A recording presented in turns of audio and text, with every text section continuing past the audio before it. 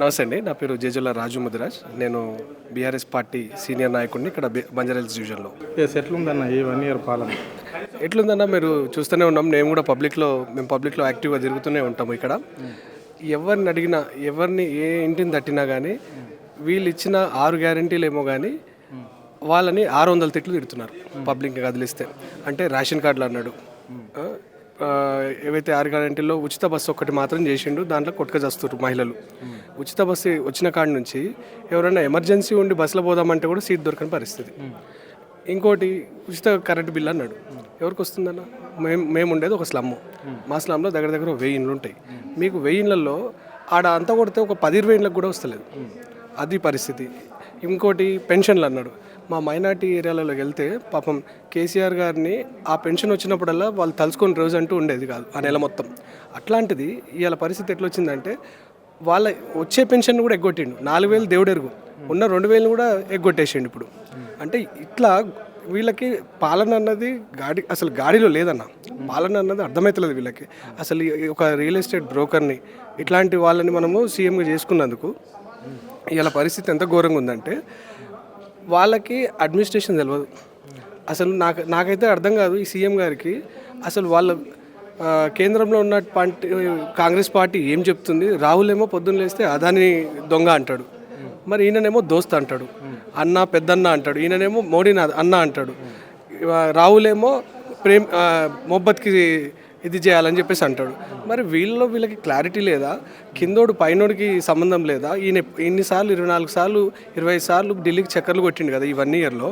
మరి ఆ క్లారిటీ ఇచ్చి పంపుతలేరా? లేకపోతే ఏం ట్రైన్ చేసి పంపిస్తారు? ఊరికేనైనా పోయి అట్లా టైంపాస్కి పోయేస్తుండే ప్రజాధనాన్ని.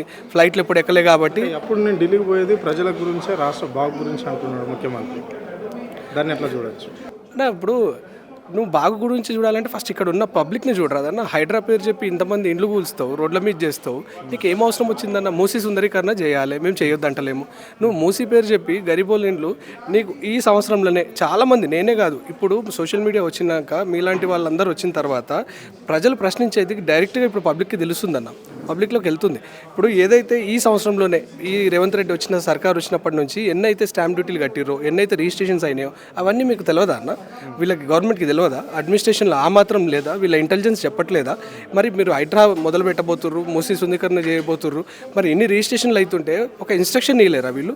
అరే ఇక్కడ బాబు ఇప్పటి ఫర్దర్గా ఏదైతే ట్రాన్సాక్షన్ జరుగుతున్నాయో అది ఆపేయండి, ఇంకా ఫర్దర్గా జరగొద్దు అని చెప్పేసి ఒక నోటీస్ ఇవ్వలేరా? ఇప్పుడు అకారణంగా అన్న ఎంతోమంది నాలాంటి వాళ్ళు కూడా చిరు వ్యాపారులు ఉన్నారు, చిన్న ఉద్యోగులు ఉన్నారు. లోన్లు తీసుకుంటామన్నా ఒక్కొక్కడు ₹1,00,00,000 లోన్ తీసుకొని వాడు ఇల్లు కొనుక్కొని కట్టుకుంటే ఇలా నువ్వు హైడ్రా పేరు చెప్పి వాళ్ళని నిర్వాసితులను చేస్తే ఎంత ఘోరం అన్న ఇది. చిన్న పిల్లలు రోడ్ల మీద పడుతున్నారు సంసారాలు. హైడ్రా విషయంలో కావచ్చు, లేకుంటే మూసి పక్షాల విషయంలో ఎవరు అడ్డాచినా ఆగేది లేదు. జేసీబీలు బుల్డోజర్లు ఎక్కుతాయి, రక్తపాతమే అంటున్నారు ముఖ్యమంత్రి. దాన్ని ఎట్లా చూడవచ్చు అన్న? ఇది అబ్సల్యూట్లీ ఎవరి మీద ఎక్కిస్తారు? అబ్సల్యూట్లీ ఇది దుర్మార్గమైన మాటలన్నా, దుర్మార్గమైన చర్యలు ఇవి. ఎందుకంటే అన్న నువ్వు ప్రజల కోసం ప్రజల చేత ఎన్నుకోబడ్డ సీఎంవి, కానీ ఆ ప్రజల మీదే బుల్డోజర్లు ఎక్కిస్తా, ప్రతిపక్షాలు మాట్లాడితే వాళ్ళ వచ్చి పండుకోండి బుల్డోజర్ మీద అంటాడు.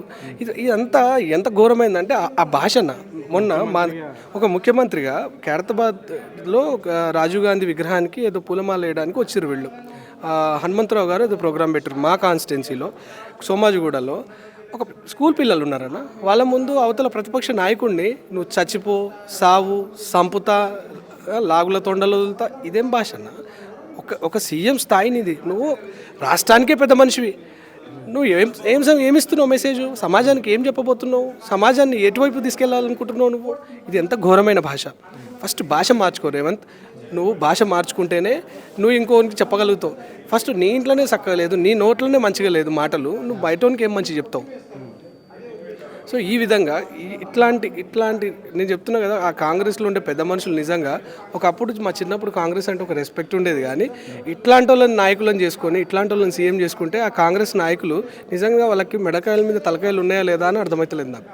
అంటే ఇప్పుడు లగ్జర్ల బాధితుల విషయంలో తెలిసే లగ్జర్లో ఒక కంపెనీ పెడదామంటే కేవలం 1100 ఎకరాలను సేకరిస్తేనే బీఆర్ఎస్ వాళ్ళు అడ్డం పంటున్నారు, బీఆర్ఎస్ వాళ్ళే పురమాయిస్తున్నారు, పబ్లిక్ను మా మీదకి వదులుతున్నారు కావాలని.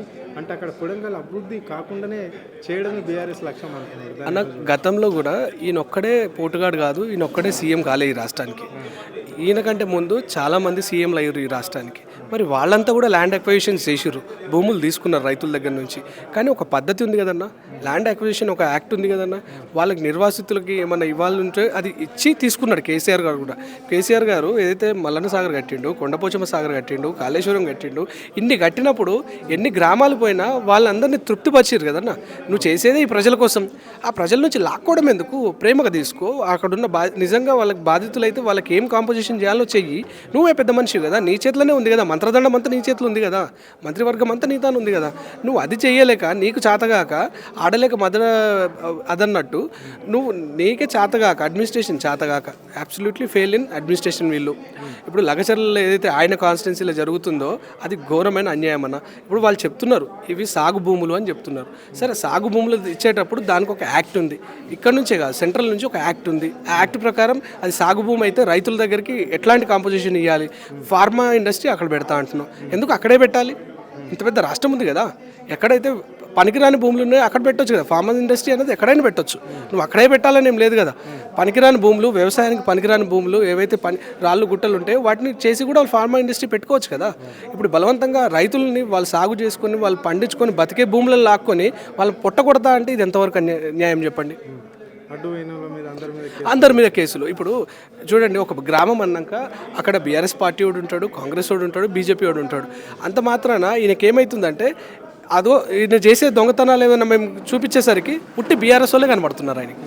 అంటే వేరే పార్టీలు కనబడతలేరు ఆయనకి. ఎందుకంటే బీజేపీ కాంగ్రెస్ దోస్తాని ఉంది కదా, ములాఖాత్ ఉంది కదా, మొన్ననే చూసిన మాదాని ఇష్యూ. ఇంకా నిన్న సిగ్గు లేకుండా చెప్తుండు, ఇట్లాంటి సీఎంని నేను ఫస్ట్ టైం చూసిన.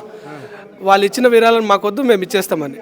ఫస్ట్ తీసుకునేందుకు నువ్వు ఇచ్చుడేందుకు అంటే నువ్వు దొంగ అని మేము చూపించగానే ఇచ్చేస్తున్నా అంటున్నావు.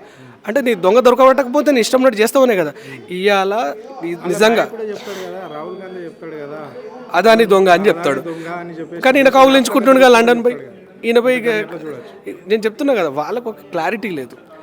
వాళ్ళు ఇదివరకు నేను చెప్తున్నా కదా, కాంగ్రెస్ పార్టీ అంటే ఒక చిన్న పార్టీ రెస్పెక్ట్ ఉండేది. ఈయన ఎప్పుడైతే సీఎం చేసుకుర్రో ఆ రెస్పెక్ట్ కూడా మొత్తం పోయింది మాకు. రాజకీయాలలో అందరూ ఉంటారు. కేసీఆర్ గారు కూడా ఎప్పుడు వ్యక్తిగతంగా ఎవరిని దూషించలే, కానీ ఈయన వ్యక్తిగత దూషణ. పొద్దున్న లేస్తే కేసీఆర్ని తిట్టుడు, పొద్దున్న లేస్తే కేటీఆర్ని తిట్టుడు. ఈయన అంటాడు మీ ఇంట్లో, ఇప్పుడు మీ పార్టీ ఇంట్లోనే 4 సీఎంలు. అరే 4 ఉంటారు పోటీ. ఇక్కడ మాత్రం నాయకత్వం అంత గట్టిగా ఉంది. ఇప్పుడు నిన్న దీనికి ఎంతమంది రెడీగా ఉన్నాడా నీ పార్టీలో? నీ పక్కన పొంగిరెడ్డి రెడీగా ఉన్నాడు 20 మంది ఎమ్మెల్యేలతో, ఇటుపక్క కోమటిరెడ్డి వెంకటరెడ్డి రెడీగా ఉన్నాడు. నీ పార్టీలో ఎంతమంది ఉన్నారు? ఫస్ట్ నీ బొక్కలు చూసుకో. మా తన 4 సీఎం క్యాండిడేట్లు ఉన్నారంటే అది గ్రేటే కదా, మేము గ్రేట్గా ఫీల్ అవుతున్నాం. అఫ్ కోర్స్ మేము చేస్తాం, చేసి చూపించలేదా? ఎవరికి వచ్చినా మా పార్టీ అంతా యూనిటీ. కేసీఆర్ గారు మా అల్టిమేట్, మా బాస్ అండి. మా పార్టీకి అల్టిమేట్ మా అధినాయకుడు కేసీఆర్ గారు. ఆయన ఎవరిని చేసినా ఆయన నాయకత్వంలో మేము పనిచేస్తాం. దీంట్లో అసలు ధోకా లేదు. హరీష్ రావు గారు క్లియర్గా చెప్పారు, కవిత గారు క్లియర్గా ఉన్నారు, కేటీఆర్ గారు క్లియర్గా ఉన్నారు. వీళ్ళు ఈయన ఏంటంటే చెప్తున్నా కదా, సబ్జెక్ట్ డీవియేషన్లో ఫస్ట్ ఈయననే. సబ్జెక్ట్ని ఎట్లా డివైడ్ చేయాలన్నది ఈయనతో నేర్చుకోవాలి. మనం సబ్జెక్ట్ మీద మాట్లాడు అంటే ఇంకేదో చెప్తాడు, నువ్వు నీ రుణమాఫీ ఏమైంది అంటే ఇంకేదో ఆరోపణలు చేస్తాడు, నువ్వు చేయాల్సిన పథకాలు ఏం చేసినావు అంటే వ్యక్తిగతంగా దూషిస్తాడు. ఇట్లాంటి అంటే ఇంత నీచకమైన రాజకీయం మాత్రం ఎక్కడ చూడలే. ఈ మన రాష్ట్ర హిస్టరీలో మాత్రం ఈయన నిలిచిపోతాడు ఇట్లాంటి రాజకీయం చేస్తున్నందుకు.